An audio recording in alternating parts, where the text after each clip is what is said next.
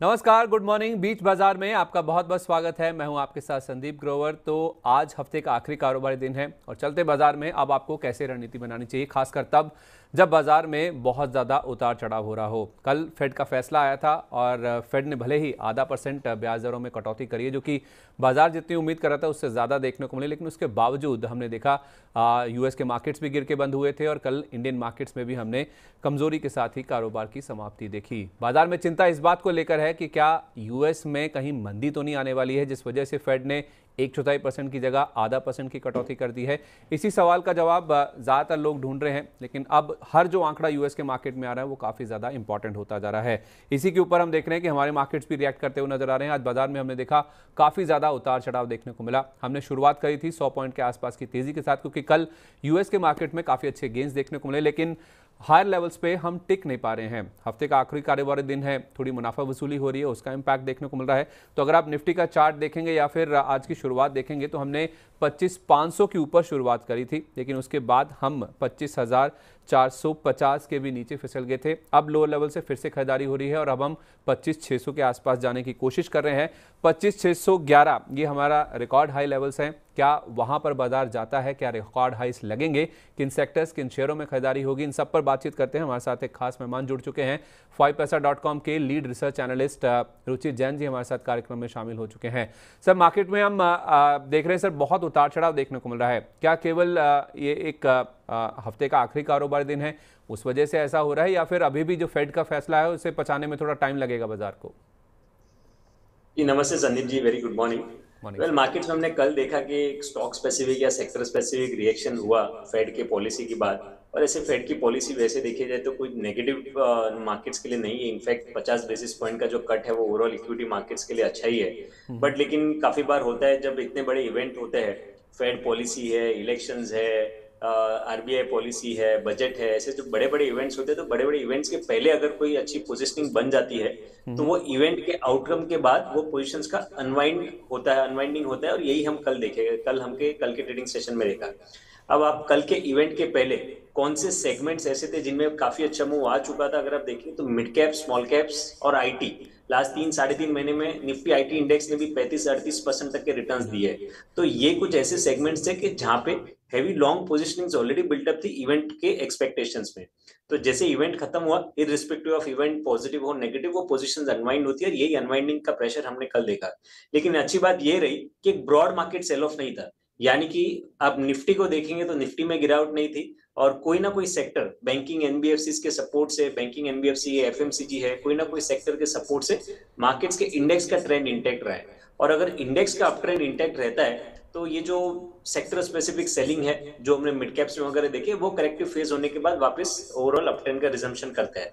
सो हमें लग रहा है कि फिलहाल तो ऐसे कुछ नेगेटिव साइंस मार्केट्स में नहीं है और इसके लिए हम stock specific corrections definitely complete होते हुए देखेंगे। बट ओवरऑल ट्रेंड स्टॉक का पॉजिटिव है और हम मार्केट्स में 25,700 25,800 तक के लेवल्स निफ्टी में आते हुए देख सकते हैं। तो 25,700 25,800 की तैयारी होती हुई नजर आ रही। बाजार में जो अप्रूव है उसका जो ट्रेंड है वो इंटैक्ट है, क्योंकि कल भी हमने देखा था रिकॉर्ड हाइज लगने के बाद हायर लेवल से बाजार फिसला था, लेकिन क्लोजिंग जो है वो हरे निशान के साथ होती हुई दिखी थी। तो जो अप ट्रेंड है वो बाजार में अभी भी इंटैक्ट है। थोड़ा उतार चढ़ाव, थोड़ी वॉलिटिलिटी हम देखते हैं कि अमूमन कोई बड़ा इवेंट होता है तो उसके दौरान देखने को मिलती है, तो उससे हमें रहना सीखना होगा। और हो सकता है कि आज भी उतार चढ़ाव हो, जैसा हमने शुरुआती 1-1.5 घंटे में देखा भी है। चलिए अब बढ़ते हैं हमारे खास सेगमेंट बाजार बोलता है की तरफ।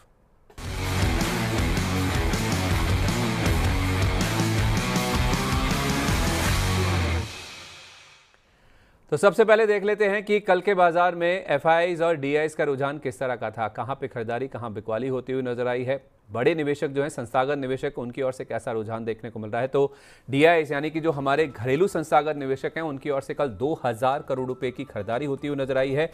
लेकिन विदेशी संस्थागत निवेशक आप देखेंगे एफआईआईज की ओर से 2,547 करोड़ रुपए की बिकवाली होती हुई नजर आई है। तो खरीदारी जो हुई थी या बाजार में रिकॉर्ड हाइस बने, तो उसमें आप कह सकते हैं कि हमारे जो निवेशक हैं, घरेलू निवेशक हैं, वो खरीदारी कर रहे हैं, लेकिन विदेशी निवेशकों की ओर से बिकवाली होती हुई नजर आई, जिस वजह से हमने हायर लेवल से प्रॉफिट बुकिंग भी होती हुई देखी। बाजार ऊपरी स्तरों से हल्का होकर बंद होता हुआ नजर आया। तो ग्लोबल मार्केट्स की ओर भी देख लेते हैं कि कल ग्लोबल मार्केट्स किस तरह से बंद होते हुए नजर आए। डाउ जोन्स आप देखिए कल जबरदस्त एक्शन में था, 522 अंकों की मजबूती के साथ वहां क्लोजिंग हुई। 42,000 का लेवल पहली बार डाउ जोन्स ने टच किया और इनफैक्ट उसके ऊपर ही क्लोजिंग देखने को मिली, तो रिकॉर्ड हाइस पर 1.25% के गेंस के साथ वहां क्लोजिंग देखने को मिली। आज अगर आप एशियन मार्केट्स देखेंगे तो ज्यादातर एशियन मार्केट्स में आज दमदार एक्शन दिख रहा है। निक्के कल भी 900 अंकों से ज्यादा की मजबूती दिखा रहा था, आज भी 750 अंकों से ज्यादा की तेजी देखने को मिल रही है। हैंग सेंग करीब 250 अंक ऊपर है, 1.5% के आसपास की मजबूती है और कॉस्पी यानी कि कोरिया के बाजार में भी 1% के आसपास की मजबूती है। केवल शंघाई में आप चाइना के बाजार में देखेंगे 1/4% के आसपास की कमजोरी देखने को मिल रही है। इंडियन मार्केट जैसे मैंने कहा आज कमजोर शुरुआत हुई, मजबूत शुरुआत हुई, उसके बाद हम फिसले और लोअर लेवल से फिर से रिकवरी देखने को मिली। और कौन से स्टॉक्स हैं जो कि सबसे ज्यादा लाइमलाइट में है, एक्शन में है, उसमें आईटीडी सीमेंटेशन है। 17 रुपये 18 रुपये के आसपास के जो गेंस है वो देखने को मिल रहे हैं। इसके अलावा 9.5% के आसपास की तेजी आपको आईएफएल फाइनेंस में भी नजर आएगी। अच्छी खबर आई है, इसको आगे डिस्कस भी करेंगे। रिलायंस इंफ्रा में धुएंधार तेजी है, आप देखिए लगातार नए जो हाई लेवल्स हैं वो छू रहा है। आज भी 8.5% के आसपास की मजबूती है। इसमें भी न्यूज़ फ्लो है जो कि इंपैक्ट कर रहा है स्टॉक को। जिंदल वर्ल्ड एक स्टॉक है, 8.5% की मजबूती है। अनंतराज लिमिटेड 733 का लेवल आपको नजर आएगा, 8% के आसपास की मजबूती इसमें भी देखने को मिल रही है। ये एक डेटा सेंटर का प्ले है, उसका इंपैक्ट आप देखिए पॉजिटिव साइड पे बनता हुआ दिख रहा है। लेकिन ऑन द फ्लिप साइड आप देखेंगे जहां पे गिरावट हो रही है, जो शेयर गिर रहे हैं उसमें आइडिया कल का एक्सीडेंट था, कल 20% के आसपास की गिरावट थी। कल 10 रुपये का लेवल इसने छू लिया था जो कि 52 वीक लो लेवल था और आज आप देखेंगे तो 10 रुपये के भी नीचे जाता हुआ दिखा है। 4.5% के आसपास की कमजोरी अभी भी है। केएनसी इंटरनेशनल जबरदस्त गेन से स्टॉक में बनते हुए देखें, अब थोड़ी सी प्रॉफिट बुकिंग हो रही है, 4% के आसपास का कट है। नावा में भी 4% के आसपास की कमजोरी है। टीसीआई एक्सप्रेस करीब 3% नीचे है और रेनबो चिल्ड्रन यहां पे भी 3.25% के आसपास की कमजोरी के साथ हो रहा है कारोबार। तो कुछ ग्लोबल खबरों की और अगर हम देखें तो सर यूएस में हम देख रहे हैं कि ज़बरदस्त एक्शन बनता हुआ दिख रहा है, क्योंकि कल फिर से 42,000 का जो लेवल है पहली बार यूएस के मार्केट्स में बनता हुआ दिखा है और उसके ऊपर ही क्लोजिंग हुई है। तो नए रिकॉर्ड हाई लेवल्स पर यूएस के मार्केट्स में क्लोजिंग हो रही है। फेड का जो फैसला है वो अमेरिकी बाजारों ने पचा लिया और कल जो जॉबलेस क्लेम्स के नंबर्स आए थे उसके बाद हमने देखा चिप शेयर हुए, टेक शेयर हुए, इनमें ज़बरदस्त एक्शन देखने को मिल रहा था। तो हमारे मार्केट्स में भी हो सकता है कि आज इसका असर साफ तौर पे आता हुआ दिखे, क्योंकि जो बेरोजगारी दावा करने वाले लोग हैं उनकी संख्या 4 महीने के निचले स्तर पर है। तो इस आंकड़े को यूएस के मार्केट्स ने इस तरह से समझा है कि यूएस के मार्केट्स में मंदी का कोई डर नहीं है। भले ही 0.5% से ब्याज दरें घटाई गई हैं, लेकिन इसका ये इंडिकेशन नहीं है कि यूएस की इकोनॉमी की हालत खराब है, यहाँ पे कोई किसी तरह की कमजोरी देखने को मिल रही। तो कमोडिटी मार्केट्स में भी हमने उछाल बनता हुआ दिखा, चाहे आप कच्चे तेल की बात करें, सोना चांदी, बेस मेटल्स की बात करें, इन सब में उछाल देखने को मिला। और उसके साथ साथ ग्लोबल मार्केट्स में आज बैंक ऑफ जापान की पॉलिसी का भी अनाउंसमेंट हुआ है। ब्याज दरों में जैसे एक्सपेक्टेड था किसी भी तरह का कोई बदलाव बैंक ऑफ जापान की ओर से नहीं किया गया, तो इससे भी ग्लोबल मार्केट्स को राहत मिली है। जापान के मार्केट्स भी काफ़ी ऊपर है। एक एक करके आप डिस्कस करते हैं इन खबरों को। सर जो डाउ में हमने रिकॉर्ड हाई बनते हुए दिखे हैं और जो टेक शेयरों में, चिप शेयरों में तेजी आई है, क्या उसका हमारे जो इंडियन मार्केट्स में आईटी स्टॉक्स है उस पर असर दिखेगा? चाहे वो इन्फोसिस हो, टीसीएस हो, एचसीएल टेक हो या फिर टेक महिंद्रा या और भी आईटी स्टॉक जो आपके रडार पे हों? मेरे हिसाब से ट्रेडिंग के पर्सपेक्टिव से मैं आईटी में बाय एंड डिप्स की रणनीति रखने की सलाह दूंगा रादर देन करंट लेवल्स पे खरीदारी करने से। आप लास्ट 3.5 महीने में देखेंगे तो निफ्टी आईटी इंडेक्स 31,300 के आसपास का बॉटम ये आईटी इंडेक्स ने जून के पहले हफ्ते में बनाया था। तो 31,300 से लेके 43,500 तक का एक तरफा अप मूव रहा है बिना कोई सिग्निफिकेंट बड़े गिरावट के। और अब यहाँ पे मोमेंटम रीडिंग्स ने लास्ट 2 दिन में जो करेक्शन आया उसमें नेगेटिव क्रॉस ओवर्स दिए। सो जनरली जब ऐसे ओवरबॉट सेटअप्स होते हैं तो वो कूल ऑफ होने जरूरी है, और जब वो कूल ऑफ होते हैं तो मिनिमम जो हम टेक्निकल एनालिसिस में रिट्रेसमेंट्स देखते हैं वो 23.26% रिट्रेसमेंट पूरे अप ट्रेंड का वहां पे सपोर्ट बेस बनता हुआ मिनिमम रिट्रेसमेंट्स में देखते हैं, और वो लेवल आ रहा है 40,700 के आसपास। तो फिलहाल हम 42,200 के आसपास है। सो आई थिंक और 500-600 पॉइंट की गिरावट निफ्टी आईटी इंडेक्स में देखने मिल सकती है, और वो लेवल्स के आसपास आता है तो रिस्क रिवॉर्ड रेशो फेवरेबल बनेंगे। सो मेरे हिसाब से आईटी में लॉन्गर टर्म ट्रेंड की कोई डाउट नहीं, पॉजिटिव है, but entry points I think better entry points थोड़े और लोअर लेवल्स पे मिल सकते हैं। अब हम देख रहे हैं कि जहाँ पे sector rotational shift last 3-4 trading session से हुआ है वो बैंकिंग एनबीएफसी की तरफ ज्यादा है। सो आई थिंक यहाँ पे अगर आप शॉर्ट टर्म ट्रेडर है तो अपॉर्चुनिटीज बैंकिंग एनबीएफसीज में ढूंढे। इवन ऑटो स्पेस यहाँ पे अच्छा लग रहा है कि जहाँ पे एक अच्छे कंसोलिडेशन के बाद आज अच्छे price volume action auto stocks में हो रहे हैं। आईटी में आई थिंक थोड़ी और डिप की इंतजार करनी चाहिए कि जहाँ पे लोअर लेवल्स पे अपॉर्चुनिटीज ढूंढेंगे। तो आईटी में खरीदारी करने के लिए, ट्रेडिंग पोजीशन बनाने के लिए थोड़ा डिप्स का इंतजार करें। लॉन्गर टर्म का जो ट्रेंड है यहाँ पे भी इंटैक्ट है। कमोडिटी मार्केट्स में जो हमने उछाल बनता हुआ देखा है उसका इम्पैक्ट मेटल स्टॉक्स पे काफ़ी ज़्यादा दिखता है सर, चाहे वो हिंदुस्तान कॉपर हो, Hindustan zinc, Vedanta, JSW, JSPL हुआ, सेल हुआ, टाटा स्टील हुआ, हिंडाल्को हुआ, इन सब स्टॉक्स में हम देख रहे हैं कि काफ़ी अच्छी एक्टिविटी आज के सेशन में देखने को मिल रही है। क्या यहाँ पे कोई ट्रेडिंग बेट्स लेने की राय होगी आपकी? तो मेटल स्टॉक्स में पिछले जो 2-2.5 महीने में हमने करेक्शंस देखे हैं, उसमें एक ऐसा स्टॉक है जो एकदम स्टैंड आउट हो रहा है, वो है JSW स्टील। आप देखिए कंपेयर टू अदर स्टॉक्स, जैसे ये स्टॉक ने काफी अच्छी स्ट्रेंथ दिखाई है, जहां पे निफ्टी मेटल इंडेक्स अपने ऑल टाइम हाई से अच्छा खासा नीचे है, दूसरे सारे मेटल स्टॉक्स स्टिल नीचे है। JSW स्टील अपने 52 वीक हाइस के आसपास ट्रेड कर रहा है। सो जब करेक्टिव फेजेस के टाइम पे कोई ऐसा स्टॉक होता है कि जो रिलेटिवली स्ट्रेंथ बताता है कि दूसरे स्टॉक्स नीचे जा रहे हैं बट वो स्टॉक नहीं गिर रहा है, सो जब भी अप ट्रेंड या अप मूव का रिजम्पशन होता है तो वहां पे आउट परफॉर्मेंस सबसे ज्यादा आता है। सो आई थिंक JSW स्टील यहाँ पे आउट परफॉर्मेंस एक्सपेक्ट की जा सकती है। 1035 1040 के आसपास के टारगेट्स ट्रेडिंग के पर्सपेक्टिव से स्टॉक में नजर आ सकते हैं। चलिए, तो ये राय है फिलहाल जहाँ तक मेटल स्टॉक्स की बात है। लेकिन आज ग्लोबल स्तर पे हमने देखा है कि बैंक ऑफ जापान का भी फैसला है, ब्याज दरों को स्थिर रखा गया है, तो उसका जो इम्पैक्ट हम देख रहे हैं कि मारुति जैसे स्टॉक्स और जितने भी ऐसे कंपनियां हैं जिनकी जापान में पेरेंटेज है या जिनकी पेरेंट कंपनीज वहाँ पे हैं, उनके ऊपर साफ तौर पे देखने को मिलता है, चाहे वो सुमिटोमो केमिकल हो, असाही इंडिया ग्लास हो, और भी कंपनियां हैं। लेकिन मारुति स्पेसिफिकली सर, जिस तरह से ब्याज दरें स्थिर रखी गई हैं बैंक ऑफ जापान की ओर से, उसका इम्पैक्ट आप कैसे देख रहे हैं स्टॉक के ऊपर? इस स्टॉक पे इम्पैक्ट तो आज पॉजिटिव नजर आ रहा है। पिछले आई थिंक 1-1.5 महीने से देखेंगे तो स्टॉक बिल्कुल एकदम साइडवेज कंसोलिडेशन में ट्रेड कर रहा था, और यहाँ पे आज शॉर्ट टर्म टाइम फ्रेम पे ये ब्रेकआउट स्टॉक में आया है, तो 13,000 के आसपास तक एक पुल बैक मूव हम ये स्टॉक में एक्सपेक्ट कर सकते हैं। ओके, तो 13,000 तक का जो पुल बैक है वो मारुति के स्टॉक में भी देखने को मिल सकता है।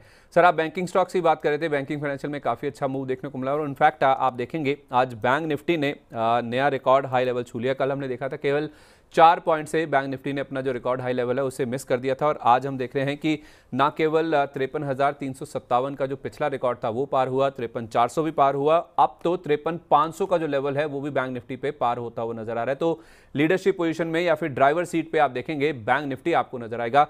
तो बैंकिंग स्पेस में सर कौन से ऐसे स्टॉक्स हैं जहां आपको लगता है कि अभी भी खरीदारी करने के मौके हैं? तो आप ये जो नो ड्राइविंग सीट पे बैंक निफ्टी आया है, अगर उसमें कंपोनेंट्स देखेंगे तो जो कंपोनेंट्स बैंक निफ्टी इंडेक्स को ऊपर लेके जा रहे हैं वो उसमें प्राइवेट सेक्टर बैंक्स के ही ज्यादा पार्टिसिपेशन है। Specially ICICI bank, HDFC bank, Kotak bank, ये 3 ऐसे बैंकिंग हैवीवेट्स है कि जिनमें काफी अच्छे प्राइस वॉल्यूम एक्शन हो रहे हैं, और जिसके कारण बैंक निफ्टी में भी ये ब्रेकआउट हमने प्रीवियस हाइस के ऊपर देखा है। सो आई थिंक जब लीडरशिप की शुरुआत जब इंडेक्स के प्राइवेट सेक्टर हैवीवेट से हुई है, सो बेटर है कि उन्हीं को राइड करे, और आई थिंक ये तीनों स्टॉक्स ICICI, HDFC और कोटक ये बैंक निफ्टी का मोमेंटम इंडेक्स पॉजिटिव साइड रख सकते हैं। चलिए, तो ठीक है, तीनों जो प्राइवेट बैंक्स हैं, जो हैवी वेट्स हैं, उनमें आप चाहें तो खरीदारी करके चल सकते हैं। एक सर, अगर आप सुमिटोमो केमिकल पे भी अपनी राय दे दें, क्योंकि पिछले कुछ समय में हमने केमिकल स्पेस में काफ़ी अच्छी एक्टिविटी बनती हुई देखी है। जी, केमिकल स्पेस में एक अच्छी एक्टिविटी रही है, और ये स्टॉक में एक अच्छा आउट परफॉर्मेंस इनफैक्ट रहा है। आप पिछले हफ्ते भी जो प्राइस अप मूव में वॉल्यूम्स हुए थे स्टॉक में, काफी स्ट्रॉन्ग वॉल्यूम्स के साथ में स्टॉक में प्राइस अप मूव हुए, सो ये साइंस तो काफी पॉजिटिव है।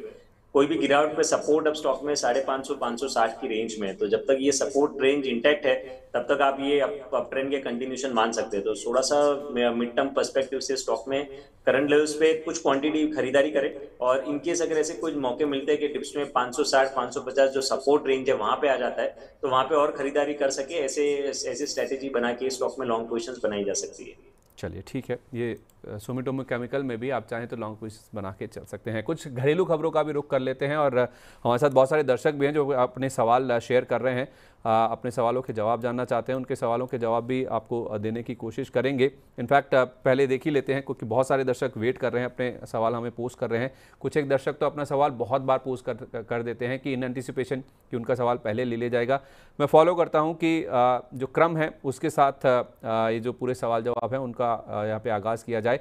विजय चौधरी जी ने अपना सवाल हमें सबसे पहले भेजा है। वो कह रहे हैं कि सर प्रणाम, मैं लीसा इंडस्ट्रियल में और पटेल इंजीनियरिंग में शेयर खरीदना चाहता हूं, 2 साल तक होल्ड कर सकता हूं, सही भाव क्या होगा और टारगेट क्या होगा? 2 शेयर इन्होंने बताए हैं सर, एक तो लीसा इंडस्ट्रियल और दूसरा है पटेल इंजीनियरिंग। दोनों में ये खरीदारी करना चाहते हैं, लेवल्स जानना चाहते हैं कि कहाँ पे खरीदारी करें, 2 साल का इनका नज़रिया है। लीसा इंजीनियरिंग तो मैंने कभी ट्रैक किया वो नहीं है, तो उस पर तो मैं कोई टिप्पणी नहीं करूंगा। बट यस, पटेल इंजीनियरिंग अगर आप खरीदना चाहते हैं तो आई थिंक 55 रुपए के आसपास के लेवल्स अगर आपको वहां पे मिलता है तो स्टॉक में वहां पे आप 2 साल के पर्सपेक्टिव से खरीदारी करें। और आपके जो स्टॉप लॉस आएंगे, जो पूरे आप लॉन्ग पोजिशन बनाएंगे वो 49 के नीचे रखने चाहिए। अगर आप, क्योंकि पिछले कुछ समय में देखेंगे तो स्टॉक 50-55 ये रेंज में जब भी आ रहा है तो वहां पे सपोर्ट बेस बन रहा है। तो जब तक वो रेंज 50 का लेवल इंटेक्ट है तब तक आई थिंक यहाँ पे price wise correction downside limited रहेगी। तो 55 के आसपास आप बाइंग अपॉर्चुनिटी स्टॉक में देख सकते हैं, और 49 के नीचे आपकी जो भी लॉन्ग पोजीशंस बनाए उस पर स्टॉप लॉस रखिएगा। 49 का स्टॉप लॉस, 55 के आसपास आप चाहें तो इसमें खरीदारी कर सकते हैं। पटेल इंजीनियरिंग की जहाँ तक बात है तो विजय चौधरी जी, उम्मीद करते हैं आपको अपने सवाल का जवाब मिल गया होगा। आरती शाहू जी, उन्होंने अपना सवाल भेजा और बहुत बार उन्होंने अपना सवाल पोस्ट किया है। Very good morning sir, have a great day. आपको भी आरती जी, आपका दिन आपके लिए बहुत शुभ हो। वो कह रही है कि मैंने कोचिन शिपयार्ड 2300 रुपये पर और GRSA यानी कि गार्डन रीच शिप बिल्डर्स 2200 के प्राइस पर लिए हैं। क्या यहाँ एवरेज कर सकते हैं, एग्जिट कर सकते हैं? Please suggest me. तो कोचिन शिपयार्ड सर 2300 रुपये की इनकी खरीद का भाव है और GRSA यानी कि गार्डन रीच इन्होंने 2200 पे लिया है और पूछना चाह रही हैं कि क्या इसे होल्ड करें या फिर एवरेज करें या इसे निकल जाएं। तो फिलहाल तो आप देखेंगे तो पिछले एक महीने में ये सभी के सभी डिफेंस स्टॉक्स हाई लेवल से काफी करेक्ट हुए हैं। बट लेकिन ये करेक्शन थोड़ा डीपर इसके लिए क्योंकि ये स्टॉक्स चले भी उतने ही तेजी से थे पिछले 1-1.5 साल में।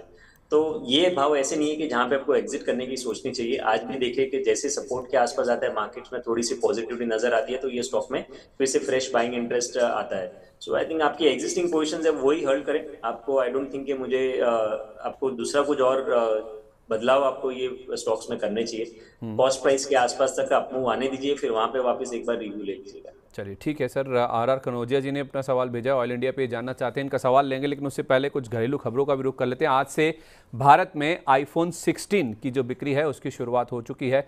तो मुंबई में जो BKC का स्टोर है एप्पल का, हम देख रहे हैं वहाँ पे लंबी कतारें लग गई हैं, लोग वहाँ पे खरीदने के लिए पहुँच गए हैं। तो iPhone 16 की सेल्स की जहाँ तक बात आती है तो रेडिंगटन इंडिया एक स्टॉक है जो कि हमारे जहन में आता है। तो सर ये जो बिक्री की शुरुआत हुई है उसमें रेडिंगटन के ऊपर सबसे ज़्यादा इम्पैक्ट आता है। स्टॉक में चार्ट किस तरह के नज़र आ रहे हैं सर इस खबर के चलते? क्या कोई फ्रेश पोजीशंस भी ली जा सकती हैं? 184 के आसपास स्टॉक में सपोर्ट है। ऑल्दो मोमेंटम इतना स्ट्रॉन्ग नहीं है बट स्टॉक अपने सपोर्ट के आसपास ट्रेड कर रहा है। इसके लिए रिस्क रिवॉर्ड रेशियो के पर्सपेक्टिव से अगर खरीदारी करना है तो कर सकते हैं। बट 184 का सपोर्ट है तो 182 के नीचे स्टॉप लॉस रखे और पुल बैक मूव में 210 के आसपास तक के मूव आते हैं तो वहां पे फिर से फिर रिव्यू कीजिए। चलिए ये बात तो ही रेडिंगटन इंडिया की, लेकिन इसके साथ साथ IDFC फर्स्ट बैंक ये भी आज काफ़ी ज़्यादा लाइमलाइट में है। इनफैक्ट काफ़ी ज़्यादा अंडर परफॉर्म किया है स्टॉक ने और बहुत लोग इसके काफ़ी टाइम से चलने की उम्मीद कर रहे हैं। आज जो खबर आई है वो काफ़ी अच्छी है, लेकिन उसके बावजूद भी हम देख रहे हैं कि स्टॉक में ज़्यादा मूवमेंट नहीं देखने को मिल रहा। ऊपर खुला था लेकिन खुलने के बाद टिक नहीं पा रहा है। तो इनके जो MD एंड CEO हैं V वैद्यनाथन साहब, उनका जो कार्यकाल है उसे 3 साल के लिए RBI ने बढ़ा दिया है, यानी कि वो अपने पद पर बने रहेंगे और 3 साल के लिए उनको एक्सटेंशन भी मिल गया है। तो एक कह सकते हैं कि मैनेजमेंट जो है, जो कि इनके ड्राइवर सीट पे हैं, जो कि इस शिप को स्टीयर कर रहे हैं, उनका जो कार्यकाल है वो 3 साल के लिए और आगे बढ़ा दिया गया है। तो स्टॉक में हम देख रहे हैं कि सर 74 रुपये के आसपास कारोबार होता हुआ नजर आ रहा है। जो लंबे समय से वेट कर रहे हैं कि स्टॉक में रैली आएगी, बहुत ज़्यादा थकावट दिखा रहा है स्टॉक, ये आपकी क्या राय होगी उनके लिए सर? काफी अंडर परफॉर्मेंस बता रहा है ये stock compare to other no private sector banks. आप देखिए bank Nifty all time high पे है बट ये स्टॉक में अभी भी कोई स्ट्रेंथ नजर नहीं आ रही है, ना ही कोई अच्छे वॉल्यूम्स के साथ प्राइस में अप मूव है। सो बेटर है कि वेट करते हैं एक ब्रेकआउट का।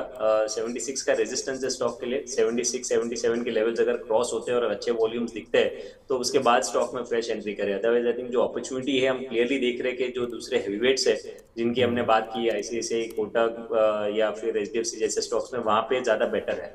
सो मैं वेट एंड वॉच करूंगा। अंडर परफॉर्मर है, इसके लिए नो कुछ साइंस आने दीजिए अच्छे वॉल्यूम के साथ में प्राइस अपू, फिर ही स्टॉक में खरीदारी करनी चाहिए। चलिए ठीक है, ये राय हुई IDFC फर्स्ट बैंक की। बैंक निफ्टी रिकॉर्ड हाइस पे, लेकिन ये स्टॉक अभी भी अंडर परफॉर्म करता हुआ नजर आ रहा है। आशीष जी इस बीच हमारे साथ फोन लाइन पे मौजूद हैं, मुंबई से वो बात कर रहे हैं। आशीष जी स्वागत है आपका, good morning. Good morning Sandeep ji, नमस्कार। नमस्कार, क्या जानना चाहते हैं बताइए सर? सर मेरे पास IGL के शेयर है 100-556 के रेट पे लिए। ओके। तो 6 मंथ तक मैं होल्ड कर सकता हूँ, क्या व्यू रहेगा? 556 आपने प्राइस बोला? हाँ जी सर। तो आपने लगता है हाल फिलहाल ही लिए हैं, क्योंकि 570 के आसपास का इसने हाई बनाया था, उसी समय आपने लिए हैं शायद? हाँ, लास्ट वीक में लिया सर। लास्ट वीक में लिए हैं। कितना आपने बोला? 6 महीना आप होल्ड कर सकते हैं? 6 महीने होल्ड कर। ठीक है सर। तो सर हाल में जो टॉप बनाया है शेयर ने 570 के आसपास का, उसके आसपास ही इनकी खरीद है, उससे 14 रुपये नीचे ही है। क्या करें सर, जिनके पास ये शेयर हैं हायर लेवल्स पे हैं और 6 महीने का व्यू है, शेयर आ गया है 532 रुपये पर गिर के। एग्जिस्टिंग पोजीशंस को होल्ड करें और एवरेज करने की सलाह नहीं रहेगी फिलहाल करंट लेवल्स पे। बट लेकिन हमने देखा है कि जो भी लास्ट 2-3 महीने में करेक्शन आए हैं उसमें 500 510 ये फिलहाल एक स्ट्रॉन्ग सपोर्ट है जो ब्रेक नहीं हो रहा है। सो आई थिंक 510 का एक अच्छा सपोर्ट रेंज है, तो वो इंटैक्ट रहता है तब तक जब भी टाइम वाइज कंसोलिडेशन पूरा होगा। आपके वैसे भी नजरिया आपका 6 मंथ्स का है, तो आप एक वापस एक अप मूव एक्सपेक्ट कर सकते हैं। तो 500 के नीचे के स्टॉप लॉस आ रहे हैं एग्जिस्टिंग लॉन्ग पोजीशंस पे, तो वो स्टॉप लॉस रख के फिलहाल अपनी पोजीशंस में बने रहे। जब भी साइंस आएंगे कि स्टॉक वापस से अप ट्रेंड का रिजम्पशन कर रहा है, तो फिर उसके बाद आप शायद और स्टॉक्स खरीदारी करके आप एवरेज आउट कर सकते हैं। बट ये लेवल पे आपको आई डोंट थिंक कुछ करने की जरूरत है, ना ही एग्जिस्टिंग लॉस बुक करना चाहिए और ना ही नए पोजीशंस बनानी चाहिए। जो आपकी पोजीशंस आपने बनाई हुई है उसी को होल्ड करें। चलिए तो होल्ड करिए आशीष जी, ना ही आपको बिकवाली करनी है ना ही एवरेजिंग करनी है। स्टॉप लॉस के लेवल आपको बताए गए हैं, प्लीज़ प्लीज़ प्लीज़ आप इन स्टॉप लॉस के लेवल्स को जरूर फॉलो कीजिएगा, क्योंकि मिड कैप स्मॉल कैप्स में हम देख रहे हैं कि काफ़ी ज़्यादा उथल पुथल हो रही है। तो आप अपने स्टॉप लॉसेस के लेवल्स को स्ट्रिक्टली फॉलो करें। फिलहाल आपको यही राय है कि आपको इसको होल्ड करके चलना है। इस बीच रिलायंस इंफ्रा का शेयर आप देखिए, बाजार भले ही कैसा मूव कर रहा है, लेकिन इस स्टॉक में हम देख रहे हैं कि पिछले कुछ दिनों में काफ़ी ज़बरदस्त मूव्स देखने को मिल रहे हैं। आज तो स्टॉक ने 300 रुपये का जो लेवल है वो भी पार किया है। 17 तारीख को खबर आई थी कि इनकी 19 तारीख को बोर्ड बैठक होने वाली, जिसमें ये पूंजी जुटाना चाहते हैं, और कल शाम को खबर आ गई कि इन्होंने प्रेफरेंशियल इशू के जरिए 3014 करोड़ रुपए जुटाने के लिए मंजूरी दे दी इनके बोर्ड ने, जिसमें कन्वर्टेबल वारंट्स के जरिए 240 रुपये पर शेयर के हिसाब से पूंजी जुटाई जाएगी। और ये जो कन्वर्टेबल वारंट्स हैं वो प्रमोटर्स नॉन प्रमोटर्स को जारी किए जाएंगे, और QIP के जरिए भी 3000 करोड़ रुपए इनकी जुटाने की योजना है। आपको याद होगा इसी हफ्ते खबर आई भी थी कि इन्होंने अपना जो डेट है उसे पे ऑफ कर दिया है, केवल 475 करोड़ रुपए के आसपास का कर्ज बता है। तो उस लिहाज से ये जो पूंजी आती हुई दिखेगी, उसके बाद कंपनी आप कह सकते हैं कि ऑलमोस्ट कर्ज मुक्त होती हुई नजर आ रही है। और स्टॉक में आप देखें ज़बरदस्त एक्शन देखने को मिल रहा है, आज भी टॉप गेनर्स में है, 300 का लेवल भी पार किया है और 52 वीक हाई के आसपास ट्रेड कर रहा है। रिलायंस इंफ्रा पे सर जो मिस कर गए हैं, जिन्होंने इस पूरी रैली को देखा है, उनके लिए क्या सलाह होगी, और जिनके पास है उनके लिए भी राय दीजिएगा। फ्रेश बाइंग की तो कोई सलाह नहीं है, न्यूज बेस्ड मूव्स हम यूजुअली देखते हैं स्टॉक में रहता है डेफिनेटली, लेकिन हाई बीटा नॉन नेम है तो वॉलेटिलिटी स्टॉक में ज्यादा रहती है। 340 तक के अपमूव स्टॉक में अगर देखे जा सकते हैं, लास्ट टाइम जो स्टॉक ने हाई बनाया था 300-302 के आसपास, वो आज ये स्टॉक ने सरपास किया। तो फिलहाल जो एग्जिस्टिंग पोजीशन अगर किन्हीं के पास है तो वो 340 के लेवल्स एक्सपेक्ट करके होल्ड की जा सकती है। चलिए तो होल्ड करें, 340 तक के जो लेवल्स है वो भी रिलायंस इंफ्रा के स्टॉक में देखने को मिल सकते हैं। मुझे याद है शरद जी से एक बार बात हुई थी, उन्होंने कहा था इरिस्पेक्टिव ऑफ कि कौन इसका प्रमोटर है, किस तरह के फंडामेंटल्स है, चार्ट पे नजर आ रहा है कि 280-290 तक के लेवल्स आ सकते हैं। दोनों ही टारगेट आप देखिए शरद जी की ओर से जो बताए गए थे वो अचीव होते हुए दिखे, और अब तो स्टॉक 300 रुपये की भी पार निकलता हुआ दिखा है। तो सारे टारगेट्स अचीव हो गए हैं, और अब हमें रुचित जी कह रहे हैं कि 340 अगला टारगेट है जहां तक ये स्टॉक जाता हुआ नजर आ सकता है। आज का एक और बड़ा गेनर है IIFL फाइनेंस। इस स्टॉक में भी आप देखें जबरदस्त मूव देखने को मिला है। एक समय तो ये स्टॉक 12% ऊपर ट्रेड करता हुआ नजर आता है। इनके लिए अच्छी खबर ये है कि RBI ने इनके ऊपर जो गोल्ड लोन, नए गोल्ड लोन देने के ऊपर रोक लगाई थी, जो बैन लगाया था, उसे लिफ्ट कर दिया, उसे हटा दिया है। 4 मार्च 2024 वो दिन था जब RBI ने इनके ऊपर बैन लगाया था, और वो जो बैन लिफ्ट हुआ है उसके बाद आप देखिए स्टॉक में जबरदस्त एक्शन देखने को मिल रहा है। IIFL फाइनेंस सर, एक समय हमने देखा था ये जब खबर आई थी मार्च में, जब RBI की ओर से बैन लगता हुआ दिखा था, उस समय ये शेयर शायद 300 के नीचे भी फिसल गया था, और 304 के आसपास का इसने लो टच किया है जब मार्च में ये खबर आई थी, और अब वहां से चलते चलते 540 रुपये पर आ गया। अभी भी 9% के आसपास की मजबूती है। 683 रुपीज़ का इसका 52 वीक हाई है। क्या बढ़ रहा है उस तरफ ये?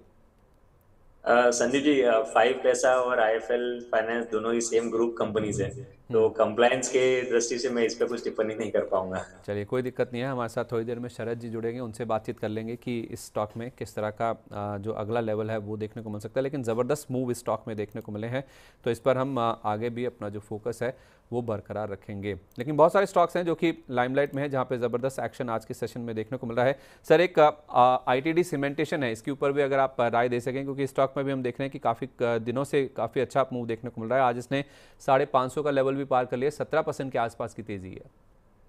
ट्रेंड तो अच्छा नजर आ रहा है। आज न्यूज बेस्ड मूव्स है, लेकिन न्यूज के बाद में गैप अप ओपनिंग के बाद भी स्टॉक में जो वॉल्यूम्स हुए स्टॉक में काफी स्ट्रांग हुए। और पिछले कुछ समय में जो भी करेक्शन भी स्टॉक में आया है उसमें आप देखेंगे 450 के जो सपोर्ट थे स्टॉक के लिए वो ब्रेक नहीं हुआ। बार बार ये स्टॉक 450 460 के आसपास आता था, वहां से वापस अप मूव दिखाता था उसको। आई थिंक वो सपोर्ट बेस अब बना चुका है 450 पे, वो लेवल इंटैक्ट है। तब तक आप एक फ्रेश तेजी एक्सपेक्ट कर सकते हैं। 580 के आसपास 590 के आसपास प्रीवियस स्विंग हाइज है, तो वो इनिशियल टारगेट्स रहेंगे और अगर वो लेवल सरपास होते हैं तो फिर और तेजी आगे एक्सटेंड होती हुई नजर आएगी। तो फिलहाल चलिए तो ठीक। मोमेंटम काफी स्ट्रांग नजर आ रहा है, वो भी अच्छे वॉल्यूम्स के साथ। तो कोई पोजिशन हो तो उसको होल्ड करनी चाहिए। चलिए ठीक है, तो एक और सवाल को लें, लेकिन उससे पहले ज़रा हमारा जो एक खास सेगमेंट है बाजार बोलता है उसको यहीं पर समेटते हैं।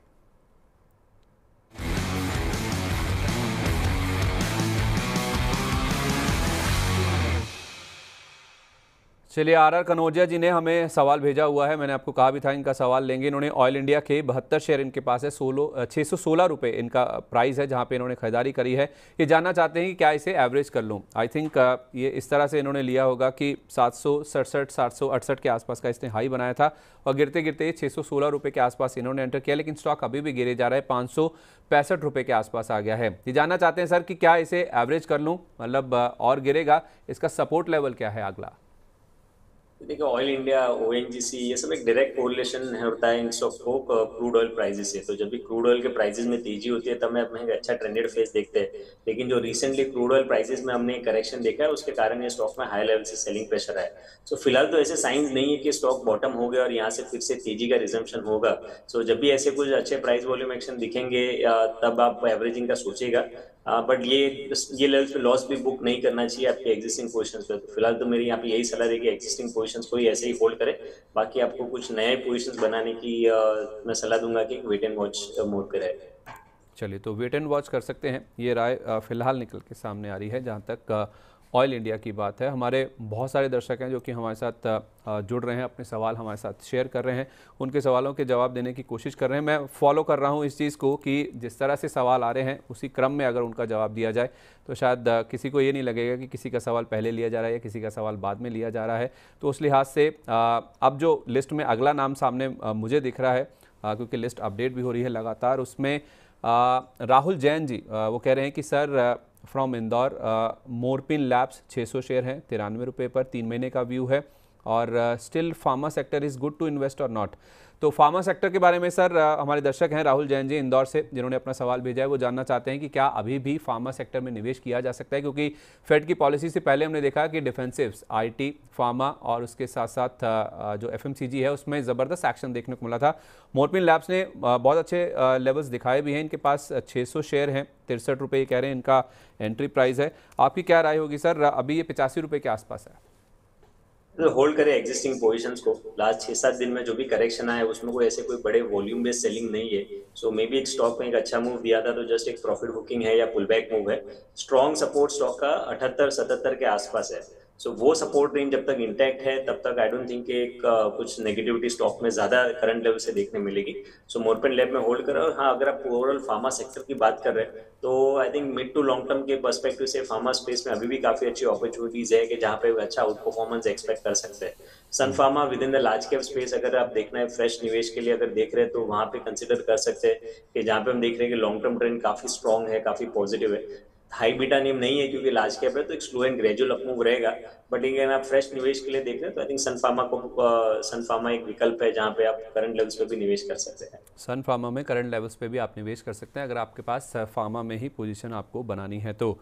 चंदर जी ने अपना सवाल हमारे साथ शेयर किया है, ये कह रहे हैं कि लंदन से नमस्ते। तो हमारे एक दर्शक देखिए लंदन से हमारे साथ जुड़ रहे हैं। देखिए लंदन में अगर मैं सही समझता हूं तो 4.5 घंटे पीछे वो हमसे चलते हैं टाइम वाइज, जो टाइम जोन है वहाँ पे। तो उस लिहाज से अगर यहाँ पे 11 बज रहे हैं तो वहाँ पे शायद 6:30 बजे के आसपास का समय होगा। तो सुबह सुबह वो हमारे साथ जुड़ गए हैं। कितना आप लगाव रखते हैं भारत से, भारतीय बाज़ारों से और हमारे शो से, उसके लिए आपका बहुत धन्यवाद चंदर जी। आप हमारे साथ लंदन से जुड़े, आपने हमारा अपना जो सवाल है वो हमारे साथ शेयर किया, उसे एड्रेस करने की कोशिश करते हैं। वो कह रहे हैं कि अवंती फीड 709 रुपये पर होल्ड है, लॉन्ग टर्म व्यू का साथ होल्ड कर सकते हैं क्या? तो लॉन्ग टर्म व्यू है और वो कह रहे हैं कि क्या लॉन्ग टर्म व्यू के साथ इसे होल्ड कर सकते हैं। इन्होंने लिया है 709 रुपये पर और अवंती फीड्स का शेयर अभी चल रहा है 674 रुपये के आसपास। तो करीब करीब 30-35 रुपये के आसपास का इनको लॉस हो रहा है। अवंती फीड्स के चार्ट्स क्या बता रहे हैं सर? पिछले 3 महीने से स्टॉक एकदम साइडवेज मूव है, लेकिन जो पूरा कंसोलिडेशन हम ये स्टॉक में देख रहे हैं उसमें अपने सपोर्ट जो है वो ब्रेक नहीं किए स्टॉक ने। और 635 650 ये जो जोन है वहां पे स्टॉक में काफी स्ट्रॉन्ग सपोर्ट है। तो जब तक वो लेवल्स इंटैक्ट है तब तक आप अपने पोजीशंस को होल्ड कर सकते हैं, बट हाँ 635 अगर टूटता है तो वो चार्ट स्ट्रक्चर्स पूरे थोड़े निगेट हो जाएंगे। सो मेरी सलाह रहेगी कि पोजीशंस को होल्ड करें और 635 के नीचे स्टॉप लॉस रखें। चलिए, तो 635 रुपये का स्टॉप लॉस लगा के अपनी पोजीशंस को आप होल्ड कर सकते हैं। रुचित जी से विदा लेने का समय आ गया, लेकिन सर उससे पहले कि आप विदा लें, आपके पिक्स जो आप हमारे साथ शेयर करना चाहेंगे आज के लिए या छोटी अवधि के लिए? जी शॉर्ट टर्म के लिए एचयूएल के स्ट्रक्चर्स काफी पॉजिटिव नजर आ रहे हैं। यहाँ पे हाई टॉप हाई बॉटम का स्ट्रक्चर है। रिसेंटली जो 2-3 दिनों के करेक्शन आए उसमें सपोर्ट के आसपास फिर से अपट्रेंड के रिजम्पशन करंट लेवल से कर रहा है। तो ट्रेडिंग के लिहाज से ही 2860 के स्टॉप लॉस से एचयूएल में खरीदारी की जा सकती है 3000 के अराउंड के टारगेट्स के लिए। ठीक है, तो 3000 का टारगेट है सर। कितना होल्ड करना होगा, क्या व्यू है, ड्यूरेशन कितना होगा? 1 वीक का ड्यूरेशन इसमें।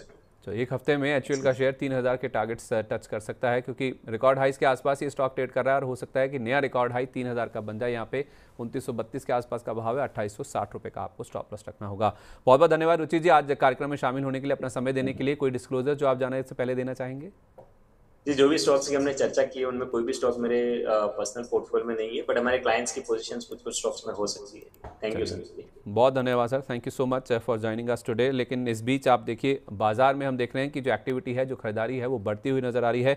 25,600 का जो लेवल है वो भी निफ्टी ने पार कर लिया है और इनफैक्ट इस बीच आप देखिए 25,692 का जो नया रिकॉर्ड हाई लेवल्स है वो भी निफ्टी ने छू लिया है। तो निफ्टी में हम देख रहे हैं कि लगातार रिकॉर्ड हाइज बन रहे हैं। पहले आज निफ्टी बैंक ने लगाया था अपना रिकॉर्ड हाई लेवल, अब निफ्टी भी इस तेजी में पार्टिसिपेट करता हुआ नजर आ रहा है। तो मजबूत शुरुआत के बाद थोड़ा सा हम फिसले थे, लेकिन लोअर लेवल से आप देखिए जो रिकवरी है, जो मजबूती है, वो भी मार्केट्स में काफ़ी स्ट्रांग देखने को मिल रही है। तो अब आगे बढ़ते हैं और हमारे साथ एक और खास मेहमान जुड़ रहे हैं हमारे साथ, sharadmishra.com के प्रमोटर एंड CIO शरद मिश्रा जी कार्यक्रम में शामिल हो सकते हैं। सर पहले तो बाजार पे अपनी राय दे दीजिए। अब नया रिकॉर्ड हाई बन गया है, आज तो निफ्टी बैंक ने भी अपना नया रिकॉर्ड हाई टच कर दिया है और निफ्टी भी अब उस तेजी में पार्टिसिपेट करता हुआ दिख रहा है। एक ब्लिप जरूर आया था मजबूत शुरुआत के बाद, अब निफ्टी में भी देख रहे हैं हम काफ़ी अच्छे गेंस बनते हुए दिख रहे हैं।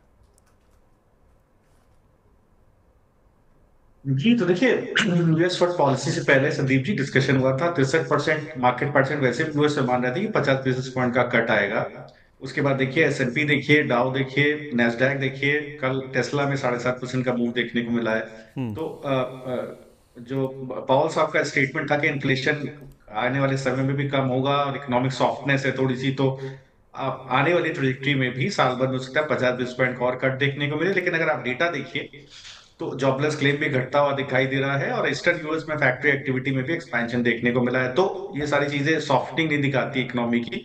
हैविंग सेड दैट, नवंबर में इलेक्शंस है और एक अच्छा ट्रैक्शन देखने को मिला है। पहले भी मैंने इस बात को शेयर किया है कि अब समय आया बैंक निफ्टी का।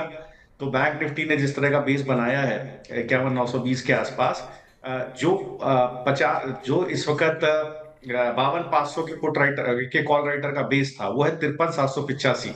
तो वहां तक तो बैंक निफ्टी बिल्कुल जाता हुआ आपको दिखाई देगा। सिमिलरली अगर आप निफ्टी में देखें तो जो 25,500 का कॉल राइटर है उसका बेस है 25,736।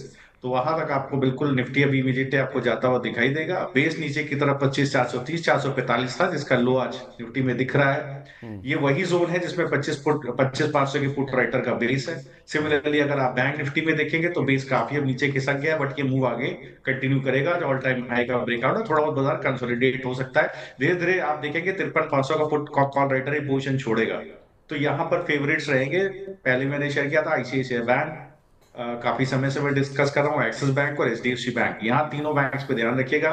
आपने देखा था किस तरह की डिपॉजिट ग्रोथ आई थी। आईसीआईसीआई का इकलौता 17.5% की फर्स्ट क्वार्टर डिपॉजिट ग्रोथ आई थी। एक्सिस तो डिपॉजिट टू क्रेडिट 90% पहुंच गया था। तो अब देखिए इंटरेस्ट रेट गिरने से इन सबके निम एक्सपेंशन की उम्मीदें बढ़ेंगी और यहाँ पर आपको बैंक निफ्टी में बड़ा मूव देखने को मिलेगा। चलिए, तो बैंक निफ्टी में भी बड़ा मूव देखने को मिलेगा और बाजार का जो तेजी का ट्रेंड है वो इंटैक्ट रह सकता है। एचडीएफसी, आईसीआईसीआई और एक्सिस, यही रुचित जी भी बता रहे थे और शरद सर भी बता रहे हैं कि इन्हीं तीनों स्टॉक्स में ज़बरदस्त एक्शन बन सकता है। आईसीआईसीआई बैंक तो नए रिकॉर्ड हाइस लगातार बनाता हुआ नजर आ भी रहा है। इस बीच संबित पटनायक जी ने अपना सवाल हमारे साथ शेयर किया। उन्होंने हमें 100 रुपये भेजे भी हैं मनी9 को। बहुत धन्यवाद सर आपका। और उनका सवाल है मझगांव डॉक को लेकर। वो कह रहे हैं कि मझगांव डॉक इन्होंने खरीदे हैं 48 रुपये पर, आज ये शेयर 5% ऊपर है, क्या ये सस्टेन करेगा या फिर बस ऊपर जाकर फिर प्रॉफिट बुकिंग स्टार्ट होगा?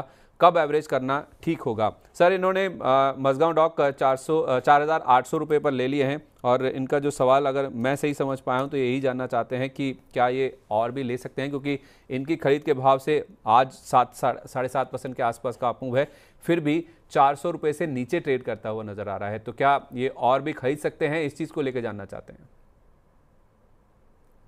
ओके, देखिए 4080 से 4555 पहले भी संदीप जी स्टॉक डिस्कस हुआ है।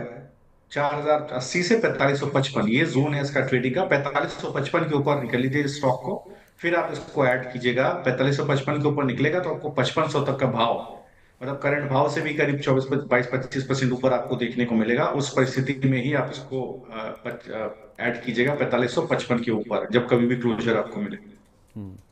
चलिए ठीक है, ये राय है फिलहाल। जहाँ तक मझगांव डॉक की बात है, किन लेवल्स पे आपको एंटर करना है ये भी आपको बता दिया गया है। अब बढ़ते हैं हमारे खास सेगमेंट की तरफ, स्टॉक एक्सरे।